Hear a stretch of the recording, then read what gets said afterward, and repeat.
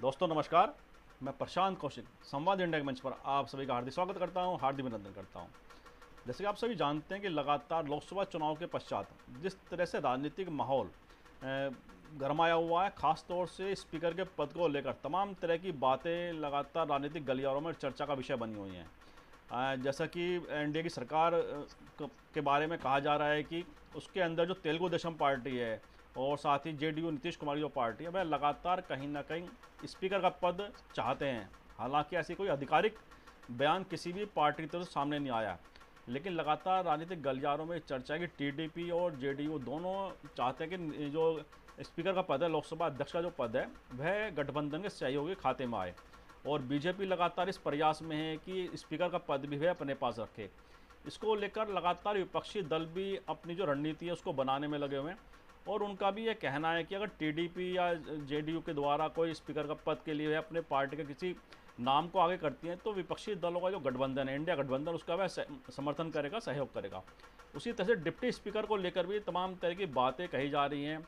जो संसदीय परंपरा है उसके मुताबिक कहा जा रहा है कि डिप्टी स्पीकर का पद हमेशा विपक्षी दलों को दिया जाता है। हालांकि पिछले 10 साल की अगर बात करें देश की राजनीति में, खासतौर से संसदीय प्रणाली की बात करें, तो उसमें डिप्टी स्पीकर का पद कोई विपक्षी दलों के पास नहीं रहा, वैसे भी नहीं रहा है। क्योंकि आप सभी जानते हैं विपक्षी दलों की ताकत पिछले 10 साल में संसद के अंदर उतनी नहीं रही थी जितनी 2024 के लोकसभा चुनाव के पश्चात सामने आई है। तो विपक्षी दल जो उनकी ताकत बढ़ी है उससे वह उत्साहित हैं। और वहीं वह लगातार जो एनडीए सरकार है, मोदी जी की जो नेतृत्व में एनडीए सरकार है, उस पर लगातार दबाव बनाने के प्रयास में वह लगे हुए हैं। इसी परिप्रेक्ष्य में उनका कहना है कि टीडीपी अगर वो स्पीकर का पद अपने प्रत्याशी की घोषणा करती है हम उसका समर्थन करेंगे। हालांकि आधिकारिक कोई सूचना नहीं है कि टीडीपी ने कोई नाम दिया है एनडीए बीजेपी को, या बीजेपी ने अपना कोई नाम प्रस्तावित किया है। राजनाथ सिंह के घर पर एनडीए के सहयोगी दलों की बैठक होती है और उसमें कहा तरह से ये जा रहा है कि राजनाथ सिंह ने विपक्षी अपने जो सहयोगी एनडीए के उनको मनाने की कोशिश की है और संकेत दिया है कि बीजेपी के जो स्पीकर का पद है बीजेपी के पास रहे तो ज़्यादा अच्छा है। आखिरकार स्पीकर का पद इतना बड़ा विषय क्यों बन गया सरकार के लिए कि अभी तक वह उसके लिए अपना नाम सामने नहीं रख पाई है, नाम प्रस्तावित नहीं कर पाई है। इन सब बातों पर चर्चा करने के लिए हमारे साथ देश के बहुत ही वरिष्ठ पत्रकार हैं, उनका परिचय मैं आप सभी से करा देता हूँ। हमारे साथ राकेश सचल जी जुड़े हैं, मध्य प्रदेश से बहुत ही सीनियर जर्नलिस्ट है। बहुत बहुत स्वागत करता हूँ, बहुत बहुत अभिनंदन करता हूँ। तो राकेश जी, जैसे वर्तमान की जो चर्चा है राजनीतिक गलियारों में लगातार स्पीकर के पद को लेकर बड़ी गर्म हो रही हैं और ऐसा कहा जा रहा है कि टीडीपी के नाम पर जो विपक्षी दलों ने भी कहा कर वो अपना कोई नाम देते हैं स्पीकर के पद के लिए, हम उसे पूरा समर्थन करेंगे। लेकिन वहीं अगर सत्ता पक्ष की बात करें उसमें लगातार ऐसी चर्चाएं निकल के आ रही हैं कि बीजेपी स्पीकर का पद भी अपने पास रखना चाहती है। जैसे उन्होंने हैवीवेट मंत्रालय जितने भी थे, चाहे रक्षा थी, वित्त मंत्रालय था, रक्षा मंत्रालय, या दूसरे अन्य ऐसे मंत्रालय जो गृह मंत्रालय जैसे जो कहा जाता है कि बड़े हैवीवेट मंत्रालय होते हैं, उनको सबको बीजेपी ने अपने पास रखा है। तो इसको आप किस तरह से देख पा रहे हैं कि स्पीकर का पद बीजेपी तैयार होगी अपने किसी सहयोगी दल को देने के लिए? क्या लगता है आपको? धन्यवाद प्रशांत जी। संवाद इंडिया के सभी दर्शकों को मेरा नमस्कार।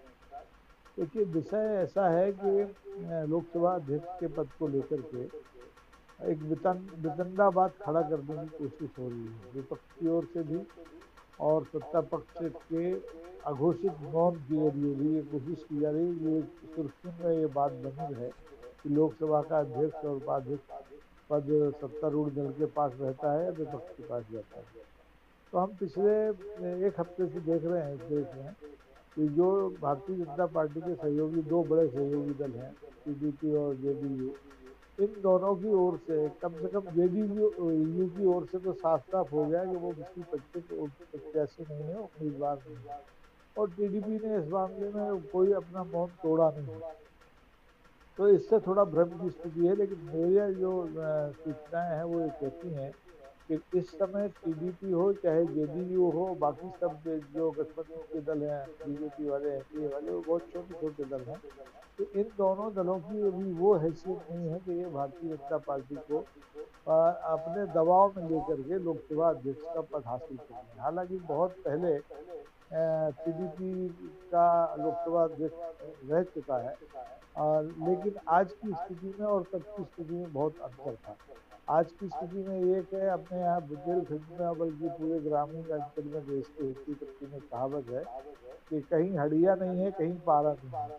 किसी के पास कुछ ताकत है, किसी के पास कुछ ताकत है, दोनों मिलकर एक दूसरे की रक्षा करना चाहते हैं।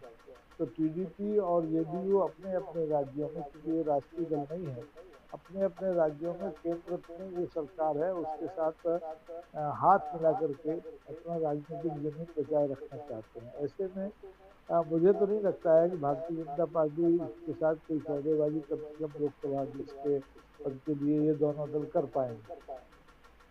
ऐसे में ये जरूर हो सकता है कि जो सामने विपक्ष की संख्या, जैसा कि आपने अपनी प्रस्तावना में कहा कि ताकत बढ़ी हुई है, तो इसे देखते हुए परंपराओं में भरोसा न करने वाली भारतीय जनता पार्टी संकट के बादल न मंडराएं तो उपाध्यक्ष का पद विपक्ष को दे सकती है। अब विपक्ष में भी मुझे लगता है कि वो जो INDIA का विपक्ष है उसको शायद ये प्राथमिकता न दे, जेडीयू या टीडीपी में से ही किसी को ये उपाध्यक्ष का पद ऑफर कर दे। और इसमें चूंकि सत्ता पक्ष इस बात से निश्चिंत है, बेफिक्र है कि अभी संख्या बल के मामले में विपक्ष चाहे जितना हल्ला मचा ले, लेकिन अभी 292 की संख्या को बीट कर पाना विपक्ष के लिए संभव नहीं है। लेकिन पहली बार ये मौका भारतीय जनता पार्टी के हाथ में आया है कि 10 साल में उसने जिस ढंग से देश में अदावत की राजनीति की है उसको थोड़ा वो सुधार ले, रिफॉर्म कर ले। तो ऐसे में अगर वो सभी दलों के साथ, विपक्ष के साथ भी बैठ करके लोकसभा अध्यक्ष का नाम तय करती है तो ज़्यादा बेहतर होगा। और जहाँ तक जो निवर्तमान हमारे पिछले लोकसभा अध्यक्ष थे, मुझे लगता है ओम बिरला, उनके नाम पर सहमति शायद ही बने। और अगर सहमति नहीं बनती है तो भारतीय जनता पार्टी के पास इस समय और कोई दूसरा चेहरा नहीं है जो यस मैन की तरह लोकसभा अध्यक्ष के पद पर बैठ करके संसद का संचालन कर पाए। तो देखिए आने वाले दिनों में क्या होता है। जी जी जी, बिल्कुल ठीक बात है कि आने वाले दिन में पता चलेगा कि इस पर क्या सरकार फैसला लेती है, क्या निर्णय लेती है और सहयोग के साथ किस तरह से वे एक आम सहमति तैयार करती है। लेकिन जैसा आपने कहा कि ओम बिरला जो पूर्व जो पिछली लोकसभा थे उसके अध्यक्ष थे, उस पर सहमति बनने की गुंजाइश को आपने कहा कि ऐसी संभावना मुश्किल ही है। लेकिन जिस तरह से बीजेपी ने अपने जो मंत्री थे, अगर बड़े मंत्रालयों के मंत्री देखें, सबको उन्होंने रिपीट किया है, किसी में भी कोई फेरबदल उन्होंने नहीं किया है। और विशेषकर अगर ओम प्रकाश बिरला की बात करें तो उन्हें भी कोई मंत्री पद या कहीं भी मंत्रिमंडल में स्थान नहीं दिया है। तो क्या ये समझा जाए बीजेपी जो मोदी जी के नेतृत्व वाली एनडीए सरकार है, वह ओम बिरला के नाम पर कहीं ना कहीं गंभीरता से विचार भी कर रही है? हो सकता है वह जैसे कि उन्होंने मंत्री जो उनके थे उनको रिपीट किया सेम मंत्रालय के अंदर, क्या ओम बिरला को भी वह चाहते हैं कि रिपीट करना लोकसभा अध्यक्ष के तौर पर? कैसे ऐसी कुछ संभावनाएं कुछ देख पा रहे हैं क्या आप?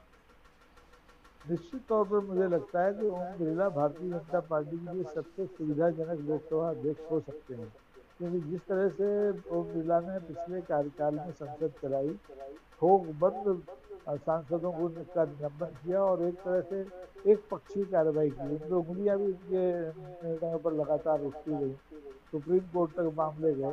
तो ऐसे में उन्हें लगता है कि ओम बिरला से बेहतर कोई लोकसभा अध्यक्ष इस समय पार्टी के पास नहीं है। और भारतीय जनता पार्टी क्योंकि मंत्रिमंडल के गठन और विभागों के वितरण में अपने मन की कर चुकी है, तो उसे ये भरोसा है कि लोकसभा अध्यक्ष के पद पर भी वो जिस ढंग से चाहेगी उस ढंग से उसके सहयोगी दल उसके साथ खड़े होंगे। और रही बात विपक्ष की, तो विपक्ष का जैसे मैंने पहले ही कहा कि अभी संख्या बल इतना नहीं है कि वो अपना प्रत्याशी खड़ा करके भारतीय जनता पार्टी यानी एनडीए के लोकसभा अध्यक्ष के प्रत्याशी को परास्त कर पाए। हाँ, ये है कि एक वातावरण बनाने की कोशिश की जा सकती है, देश को ये संदेश दिया जा सकता है कि विपक्ष जिस स्थिति में आज खड़ा है उस स्थिति में मजबूत है और उसके संख्या बल में कहीं कोई कमी नहीं हुई है। भारतीय जनता पार्टी कम से कम लोकसभा अध्यक्ष और उपाध्यक्ष के चुनाव में अपना कोई ऑपरेशन लोटस या ऑपरेशन झाड़ू नहीं चला पाएगी। यानी वो INDI या के किसी एक सदस्य को भी नहीं तोड़ पाई है। ये प्रमाणित करने की कोशिश विपक्ष कर सकता है, लेकिन वो भारतीय जनता पार्टी के नेतृत्व वाले गठबंधन को मजबूर कर दे कि वो उनकी पसंद का लोकसभा अध्यक्ष लाए, ऐसा मुझे नहीं लगता है, क्योंकि हालात ऐसे अभी हैं नहीं। और पिछले 9 तारीख के बाद से जिस तरह से मंत्रिमंडल स्मूथली काम कर रहा है, तो मुझे नहीं लगता है कि कोई बहुत बड़ी अड़चन इस मामले में आके खड़ी होगी और 26 तारीख को ये आसानी से निर्वाचन हो जाए। जी जी जी जी, बिल्कुल ठीक कहा कि राजनीतिक गणित इस प्रकार के, ऐसी कोई सरकार के सामने परेशानी नहीं है कि उनके स्पीकर पद के चयन में कोई रुकावट विपक्षी दल अपनी संख्या के हिसाब से डाल सके। लेकिन अगर जो पूरा देखा जाए, अगर सिस्टम पूरा देखा जाए संसद का, तो उसमें जो स्पीकर का पद है उसकी क्या महत्ता है, क्या इतना महत्वपूर्ण है कि सरकार जो है बीजेपी उसे छोड़ना नहीं चाहती है? आखिर ऐसे कौन से कारण हैं उनके पीछे, जबकि बहुमत में एनडीए सरकार है? ऐसे कोई दिक्कतें भी अभी तत्काल में तो कोई दिखाई नहीं दे रही है कि उनके सामने कोई ऐसी राजनीतिक रूप से परेशानी संसद के अंदर है। उसके बावजूद भी तेलुगु देशम की अगर मांग की बात करें या जेडीयू की बात करें, उन्होंने किसी मंत्रालय लेने के ऊपर भी कोई हठ धर्मिता दोनों पार्टियों की तरफ से, जो सहयोगी दल हैं बड़े, उनकी तरफ से कुछ सामने नहीं आई है। तो वैसे में अगर स्पीकर का पद में मांगते हैं तो देने में क्या दिक्कत बीजेपी महसूस कर रही है? क्या पीछे कारण है इसके? देखिए, अव्वल तो अभी तक इन दोनों बड़े सहयोगी दलों ने ये पद की मांग नहीं की है। नंबर दो, अगर वो क्या मांगेंगे भी तो भारतीय जनता पार्टी शायद उन्हें ये पद न दे, क्योंकि देखिए लोकसभा अध्यक्ष का पद बड़ा महत्वपूर्ण पद होता है। आप अटल बिहारी वाजपेयी की पुरानी सरकार को याद कीजिए, उसमें तत्कालीन लोकसभा अध्यक्ष ने गिरधर गोपांग जो मुख्यमंत्री हुआ करते थे, उन्होंने लोकसभा से इस्तीफा नहीं दिया था और वहाँ असम के मुख्यमंत्री बन गए थे, उनको वोट का अधिकार दे दिया था, तो एक वोट से ये सरकार गिर गई थी। तो लोकसभा अध्यक्ष के निर्णय बहुत महत्वपूर्ण होते हैं सरकार, खासतौर पर अल्पमत की सरकार जो हो उसको चलाने में। दूसरे, लोकसभा अध्यक्ष का के हाथ में इतने अधिकार दिए हैं कि वो किस कार्यसूची में किस विषय को शामिल करे, किस विधेयक को शामिल न करे, लौटा दे, समन्वय रखे न रखे, विपक्ष के साथ, मान लीजिए सत्ता पक्ष के साथ उसका मनमुटाव हो जाए तो वो विपक्ष के साथ खड़े होकर कोई भी ऐसी स्थिति पैदा कर रही हो कि सरकार के लिए बहुत ही असमंजस वाली हो जाए, जिसमें सरकार की भद्द टूट जाए। तो ऐसे में हर सरकार, हर पार्टी चाहती है कि लोकसभा अध्यक्ष उसका रहे। ऐसे बहुत कम मौके आए हैं, जैसे आप याद करिए कि कांग्रेस के गठबंधन की सरकार में सोमनाथ चटर्जी जी वामपंथी दल के होते थे, लोकसभा अध्यक्ष थे, लेकिन वो इतने निष्पक्ष भाव से काम किए कि उन पर कांग्रेस को कभी कोई आपत्ति नहीं हुई। ऐसी स्थिति अभी भारतीय जनता पार्टी के साथ नहीं है। भारतीय जनता पार्टी किसी दूसरे पार्टी के, भले ही उनकी सहयोगी पार्टी के लोग उनको अध्यक्ष पद देने की स्थिति में नहीं होगी। और वही बात जो शुरू में मैंने कही कि अभी सहयोगी दल इस स्थिति में नहीं है कि वो भारतीय जनता पार्टी के नेतृत्व को इस बात के लिए मजबूर कर सकें कि लोकसभा जैसा महत्वपूर्ण, लोकसभा अध्यक्ष जैसा महत्वपूर्ण पद उसे दिया जाए। और उन्हें शायद उसकी जरूरत भी नहीं है। उन्हें जरूरत है अपने अपने प्रदेशों में अपनी अपनी सरकारों की मजबूती के लिए, अपने राज्यों के लिए विशेष दर्जे के लिए, अपने राज्यों के लिए विशेष आवंटन की। तो ये मकसद उनका बिना लोकसभा अध्यक्ष पद लिए भी पूरा हो सकता है। इसलिए मैं बार बार कहता हूँ कि ये एक काल्पनिक दृश्य बनाया जा रहा है कि लोकसभा अध्यक्ष पद को लेकर के सरकार को मुसीबत में डाला जा सकता है। सरकार मुसीबत में घिरेगी, अपने ही कदमों से घिरेगी। जैसे 1 जुलाई से केंद्र की सरकार उन 3 दंड संहिताओं को लागू कर रही है, जिनको भी पिछले लोकसभा में ध्वनिमत से पारित कर दिया था। 150 सांसद सदन से गैर हाजिर थे, उस पर कोई बहस नहीं हुई थी। ऐसे विधेयक, ऐसे कानूनों को जब लागू करेगी तो चक्कर उसके लिए खड़ा होगा, क्योंकि ये नए जो सीआरपीसी आईपीसी आ रहे हैं, इसमें जो संशोधन किए गए हैं वो बहुत खतरनाक है। वो व्यक्ति की आज़ादी को भी बाधित करते हैं और न्याय के प्राकृतिक सिद्धांत के भी खिलाफ है। तो ऐसे मुद्दों पर सरकार घिर सकती है, लेकिन लोकसभा अध्यक्ष और उपाध्यक्ष के चुनाव के मुद्दे पर सरकार घिरे, इसमें मुझे बहुत ज़्यादा संभावना दिखाई नहीं दी। जी जी जी जी। जैसे आपने कहा कि अंतर्विरोध सामने आ सकते हैं कि नीतिगत मामलों के अंदर, कि जो सहयोगी दल है उनका जो नीतिगत मामलों पर अलग नज़रिया हो सकता है और बीजेपी का उनका स्पष्ट अलग अलग नज़रिया, जिसके वे बार बार कहीं ना कहीं प्रदर्शित भी करते रहे हैं। तो इस तरह जो अंतर्विरोध आने की संभावना लगातार व्यक्त की जा रही है, आपने भी कहा कि, तो उस परिप्रेक्ष्य में अगर हम बात करें तो कि जब हम जीडीपी की बात करें या जनता दल यूनाइटेड की बात करें, उनका बड़ा एक स्पष्ट नज़रिया रहा है, स्पष्ट उनके नीतिगत कुछ मामले ऐसे रहे हैं जिसमें वे अल्पसंख्यक, अगर अल्पसंख्यकों की बात करें तो उनका स्पष्ट एक नज़रिया है उनके को लेकर, उनकी नीतियों को लेकर। और बीजेपी लगातार, जैसे 4% आरक्षण की बात चंद्रबाबू नायडू लगातार करते रहे हैं, तो बड़ा स्पष्ट है, इसमें कोई मतलब छिपा हुआ एजेंडा नहीं है चंद्रबाबू नायडू का। उसके बावजूद भी चुनाव में दोनों एक साथ लड़ते हैं, और जबकि नायडू साहब अपना लगातार चुनावी कैंपेन में इन बातों को कहते रहे हैं। तो क्या ये ऐसी कुछ और नए ऐसे कुछ विषय आ सकते हैं जो इनकी दोनों के बीच में गठबंधन के अंदर कोई बड़ी दरार पैदा कर सकते हैं, जिससे गठबंधन सरकार के अस्तित्व पर प्रश्न चिन्ह लग सकता है? देखिए प्रशांत जी, ये एक हाइपोथेटिकल प्रश्न है, एक काल्पनिक प्रश्न है और इसका काल्पनिक जवाब हो सकता है।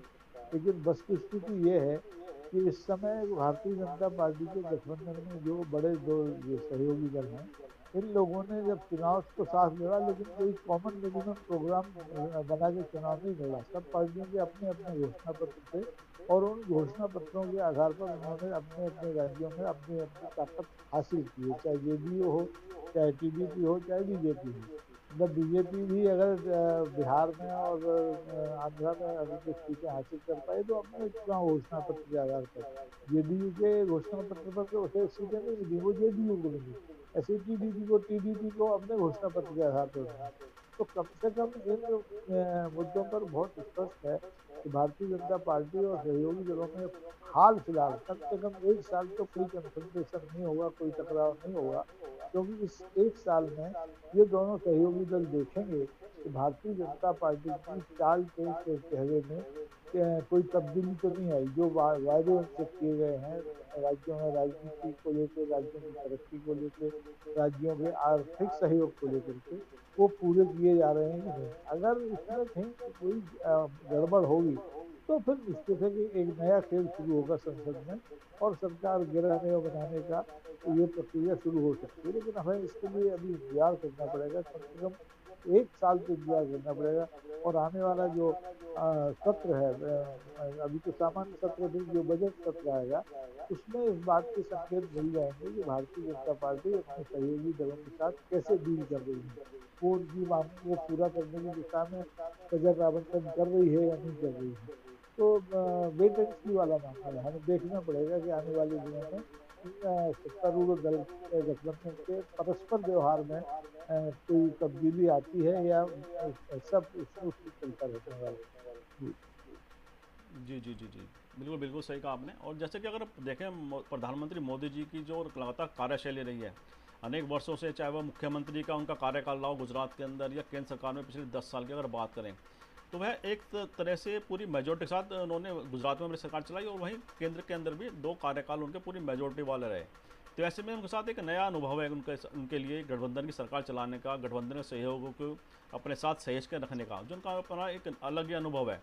तो इस अनुभव जो पिछला उनका अनुभव रहा है, जो कार्यकाल रहा है, जो कार्यशैली रही है, उसके आधार पर आने वाले समय की चुनौतियों का किस प्रकार देखते हैं? क्या नरेंद्र मोदी अपने सहयोगों को साथ सहेज कर लेकर चलने में सफल हो सकते हैं या उसमें कुछ दुश्वारियां उनके सामने आएंगी? क्योंकि जिस तरह की कार्यशैली रही है उसमें ऐसा लगता है कि किसी का दखल वह ना लेना चाहते हैं, ना बर्दाश्त करते हैं, ना उनका मतलब उनकी जो नेचर है उसमें वह दिखाई नहीं देता है, क्योंकि सब कुछ वह अकेले दम पर ही करना दिखाना चाहते हैं कि मैं ही कर रहा हूँ सब कुछ, केवल मोदी सरकार या मोदी की गारंटी लगातार वह इस तरह का प्रचार भी उनका हमेशा रहता है।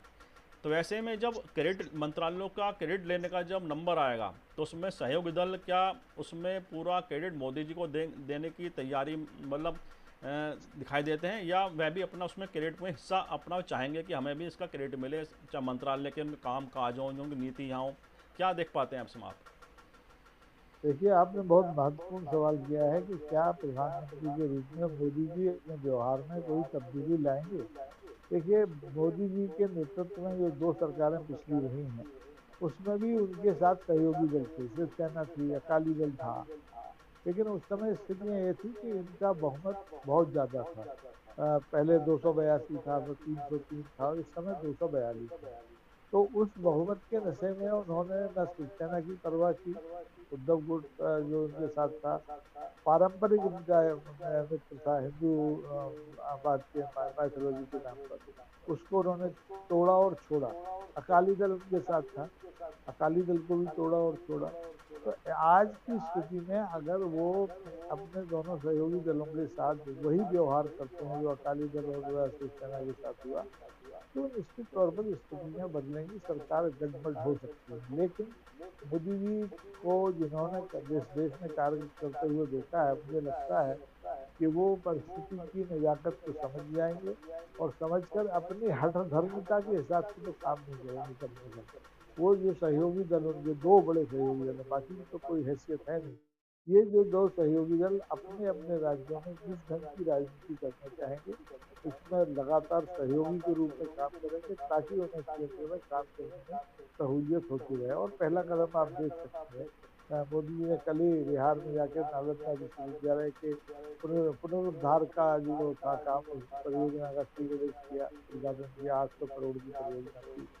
तो लगता है कि अभी तो 1 साल तक तो हमें वेट एंड सी करना पड़ेगा। अभी कोई बहुत जल्दी सरकार गिर जाए ऐसा मुझे नहीं लगता। हाँ, ये है कि अब सरकार स्मूथली काम कर पाएगी कि नहीं, विपक्ष कितना दबाव बना सकता है। जैसे एक मामला मैंने आपको अभी बताया था, इसका पुराना जो मामला है, जेपीसी का मामला है, 20,000 करोड़ का जो अपना शेयर बाजार में घोटाले का आरोप है राहुल गांधी की तरफ से। तो ऐसे मामले आएंगे, नीट का मामला आएगा। ऐसे मामलों में सरकार को विपक्ष कितना घेर सकता है, कितना मजबूर कर सकता है, इस बात पर निर्भर करेगा कि इस मौजूदा सरकार का भविष्य कितनी लंबी इसकी आयु हो सकती है, पूरे 5 साल, 2.5 साल, 1 साल, 1.5 साल। तो अभी तो कम से कम एक सत्र तो हमें देखना पड़ेगा। लोकसभा का पहला सत्र होगा, उसमें शक्ति परीक्षण के कई मौके आएंगे। लोकसभा अध्यक्ष का चुनाव भी उसमें एक मुद्दा है, उपाध्यक्ष का भी चुनाव का मुद्दा है। फिर बाद में समितियों के गठन होते हैं लोकसभा में, तैयार करेगी, उनमें भी विपक्ष अपने कितना दखल दे पाती है। ये सब बताएगा कि सरकार का जो भावी स्वरूप है वो क्या हो। जी। जी बिल्कुल बिल्कुल, तो सही बात है। ये तो समय बताएगा कि क्या स्वरूप किस तरह से तय करती है सरकार अपने लिए। लेकिन जो आगामी लोकसभा सत्र जो शुरू होने जा रहा है, नई सरकार का एक नई शुरुआत होने जा रही है। और अगर हम देखें जो बीजेपी की रणनीति पिछले 10 साल में रही है, तो वह लगातार अपनी ताकत को बढ़ाने में, दूसरे दलों के अंदर सेंध लगाने में लगातार इस प्रयास में रहती है कि दूसरे दलों को में तोड़ कर या उन्हें कमज़ोर कर अपनी ताकत को बढ़ाया जाए। तो ऐसे में अगर 240 वर्तमान की जो लोकसभा सीटें बीजेपी की हैं और वह जो बहुमत के आंकड़े से मतलब अकेले दम पर दूर रह गई है, तो ऐसे में क्या उसकी कोशिश होगी जो सहयोगी दल हैं उनमें भी सेंध लगाने की, या विपक्षी दलों के अंदर सेंध लगाने की जो उनकी रणनीति हमेशा रही हैं, क्या उसको वे अमल में लाने के लिए पूरा प्रयास करती दिखाई देगी आने वाले समय के अंदर हमें? और शायद अगर हम जेडीयू सांसद देवेश ठाकुर की बात करें, जो उनका हालिया बयान आया है कि अपने कहा कि उनमें अपने लोकसभा क्षेत्र में मुझे समुदाय के नाम उन्होंने जाति मतलब केंद्रित कर का कहा कि मुझे उनकी वोट नहीं मिली, तो मुझे मतलब काम भी उन्होंने कहा कि मैं उनका नहीं करूँगा। और जबकि जेडीयू की बात करें तो उससे उलट उनका बयान है, उनकी नीतियों से उलट उनका बयान है। इसको भी कुछ इसी परिप्रेक्ष्य में आप देख पाएंगे? देखिए प्रशांत जी, ये बड़ा वही है कि यक्ष प्रश्न है कि आने वाले दिनों में राजनीति किस करवट बैठेगी। भारतीय जनता पार्टी अगर अपने सहयोगी दल, जो अभी के जो सहयोगी दल हैं, इनके साथ पुराने सहयोगी जैसा व्यवहार करेगी तो बड़ा आत्मघाती का साबित होगा। लेकिन ये बात तय है कि चोर चोरी से जा सकता है, हेरा फेरी से नहीं जा सकता है। वो अपने गठबंधन के दलों को साधने के साथ साथ इंडिया गठबंधन के जो छोटे छोटे सदस्य हैं, 18 निर्दलीय सदस्य हैं, इन लोगों पर डोरे डालने से नहीं जीतेगी। और हो सकता है कि अगर कांग्रेस ने मजबूती न दिखाई और ये जो एका इस समय दिखाई दे रहा है, इसको कायम न रखा, तो वो जो छोटे दल हैं जिनके पास एक एक सीट है, 2 सीट है, 4 सीट है, ये बिक सकते हैं। ये निर्दलीय जो है वो सत्ता की चुंबक के साथ खींचे जा सकते हैं। तो ये संभावनाएं तो बरकरार रहेंगी, क्योंकि भारतीय जनता पार्टी ने पिछले 10 साल में जिस ढंग से सरकारों को, निर्वाचित सरकारों को गिराया, जिस ढंग से चुने हुए प्रतिनिधियों के साथ व्यवहार किया, उन्हें जेलों में डाला, उन्हें अपने दल बदल के लिए मजबूर किया, तो वो तो है, वो करेंगे। अपनी आदत से बाज आ नहीं सकते हैं। भले ही उसमें अभी आप देखेंगे भारतीय जनता पार्टी के अध्यक्ष पद का भी नया चुनाव होना है इस लोकसभा अध्यक्ष के चुनाव के बाद। तो कोई भी नेता बन जाए, लेकिन अपनी आदत से ये बाज नहीं आएंगे, हरकत करेंगे, और इस हरकत का खामियाजा इनकी सरकार को भुगतना पड़ेगा। जी। जी जी जी, बिल्कुल ठीक बात है कि किसका कौन सा असर, किसका कितना नेगेटिव या पॉजिटिव असर क्या आ जाए राजनीति में पता नहीं चलता। लेकिन हम देखें कि इस बार विपक्षी दलों की जो तैयारियां वह भी बड़ी मजबूत सी दिखाई देती हैं और लगातार इसको लेकर वह संकेत भी देते रहते हैं। और राहुल गांधी का भी हालिया बयान बड़ा चर्चित है कि सरकार को उन्होंने कहा कि ये अपने खुद ही मतलब ऐसी समस्या लगातार आ सकते हैं उनके सामने, जिससे कि उनके अस्तित्व पर खतरा हो जाए। वहीं ममता बनर्जी की भाजपा के एक राज्यसभा सांसद से उनकी मुलाकात की फ़ोटो तस्वीरें सामने आई हैं, शेयर हुई हैं।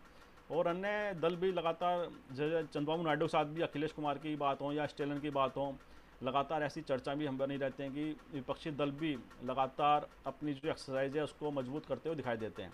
तो ये जो द्वंद्व है दोनों पक्षों का, सत्ता पक्ष का विपक्ष का, इसको किस नज़रिए से आप पूरा इसका विश्लेषण करेंगे? किस तरह से आपको लगता है कि जो विपक्षी दल की क्या तैयारियां सत्ता पक्ष की रणनीतियों को देखते हुए मजबूत दिखाई देती हैं इस बार? देखिए प्रशांत जी, विपक्ष भी क्या है, दूध का जला है, तो छाछ भी खूब सूख कर पिएगा। उसको पहली बार जनादेश इतना मजबूत मिला है कि वो सदन में अपनी हैसियत का मुजाहिरा कर सकता है। पहले ये स्थिति नहीं थी, विपक्ष को ठेंगे पे रखती थी सरकार। और इस बार ये शायद नहीं होगा। विपक्ष की सहमति और विपक्ष के सहयोग के बिना सरकार चलाना, संसद चलाना बहुत आसान नहीं है। तो निश्चित तौर पर भारतीय जनता पार्टी के जो सहयोगी दल हैं, खासतौर पर टीडीपी और जेडीयू, इन दोनों का चरित्र ये रहा है कि ये कहीं स्थिर वैचारिक पृष्ठभूमि से राजनीति नहीं करते रहे हैं। ये एनडीए के साथ भी रहे हैं, ये एनडीए अपने इंडिया गठबंधन के पहले का जो गठबंधन था यूपीए, उसके साथ भी रहे हैं। तो इन्हें आने जाने में और एडजस्ट करने में कोई दिक्कत होती नहीं है। रही सवाल भारतीय जनता पार्टी के, तो भारतीय जनता पार्टी के सांसद भी अभी विचलित हैं, बहुत ही बड़ी संख्या में विचलित है। मैं मध्य प्रदेश का उदाहरण देता हूँ। 4-5 बार के सांसद रहे फग्गन सिंह पुलिस के एक हैं, फिर से जीत के गए और उनको माननीय मोदी जी ने कहा कि आप राज्य मंत्री बन जाइए, जबकि वो पहले कैबिनेट मंत्री रह चुके थे। उन्होंने उस प्रस्ताव को ठुकरा दिया। अर्थात अब भारतीय जनता पार्टी के सांसदों में भी ये विश्वास बढ़ा है कि वो अपने नेतृत्व के आदेशों की अवहेलना कर सकते हैं। अब वो अनुशासित सिपाही के तौर पर नहीं है कि हाईकमान ने कह दिया ये कर रहे हैं तो यही करें।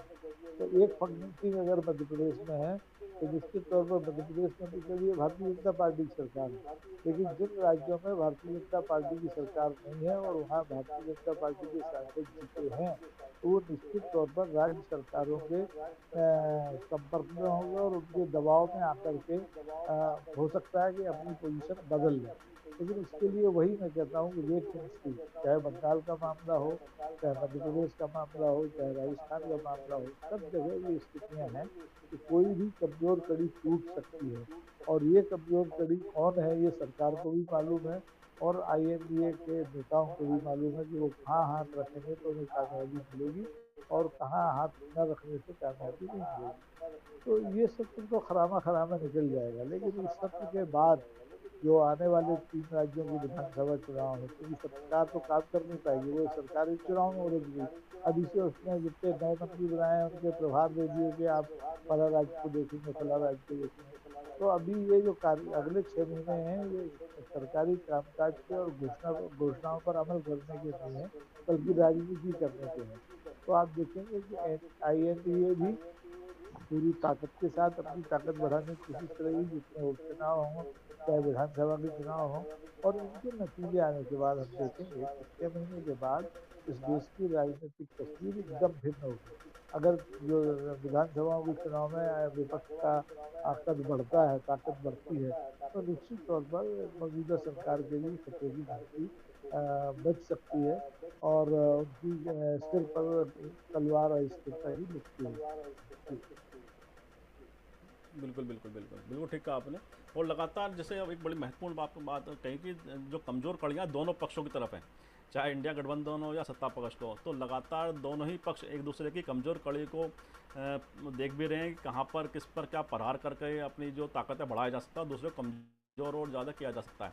तो ऐसे में अगर दोनों पक्षों की बात करें, चाहे सत्ता पक्ष का गणित हो पूरा सदन के अंदर या इंडिया गठबंधन का जो पूरा गणित है सदन के अंदर, तो ऐसी कौन सी कमज़ोर कड़ियाँ हैं जो दोनों के लिए अपने को सहेज के रखने में मुश्किलें उनके लिए पैदा कर सकती हैं? ऐसी कौन सी कमज़ोर कड़ियाँ हैं, चाहे वो इंडिया गठबंधन की हो या सत्ता पक्ष के अंदर हो?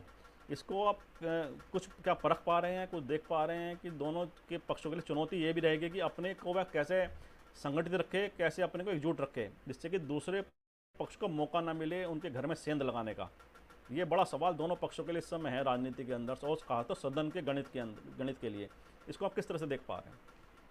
देखिए, एनडीए गठबंधन जो है, जो हमारे माननीय मोदी जी के नेतृत्व में चल रहा है, उसकी कमजोर कड़ियां तो उनकी बैसाखी हैं। वो जो बैसाखी दल हैं दोनों, टीडीपी और जेडीयू, ये कभी विश्वस्त नहीं रहे।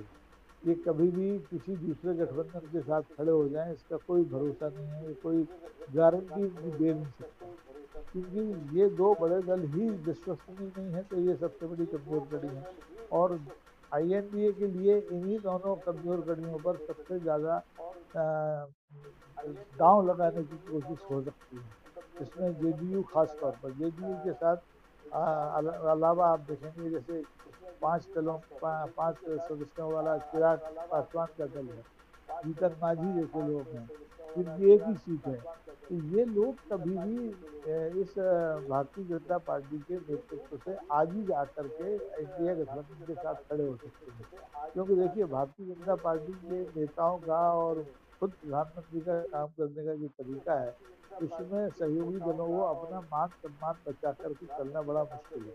जिस दिन भी ये लोग आहत होंगे किसी भी निर्णय से या किसी भी व्यवहार से, निर्णय तो दूर है व्यवहार से भी आहत हो सकते हैं, तो जिस दिन भी ये दोनों दलों के लोग आहत हुए तो ये एक क्षण नहीं लगाएंगे और ये इंडिया गठबंधन के साथ खड़े हो जाएंगे, क्योंकि उन्हें ये मालूम है कि इंडिया गठबंधन के जितने भी नेता हैं वो भले ही उनकी इतनी लोकप्रियता प्रधानमंत्री की तरह ना हो, क्योंकि प्रधानमंत्री 10 साल की सत्ता में, लेकिन उनके यहाँ कम से कम व्यवहार की दृष्टि से उतनी रूढ़ नहीं है। चाहे राहुल गांधी हो चाहे अखिलेश हो, ये लोग व्यवहार में विनम्र है और कम से कम अदावत की राजनीति तो नहीं करते हैं। ये खुल के एक दूसरे से बात करते हैं, मिलते हैं, एक दूसरे का सम्मान करते हैं। अगर ये ना कर रहे होते तो आपको लगता है कि जिस उत्तर प्रदेश में कांग्रेस मात्र 2 सीटें जीती है और समाजवादी पार्टी 30 से 35 से ज्यादा सीटें जीती है, वो एक साथ रह सकते हैं?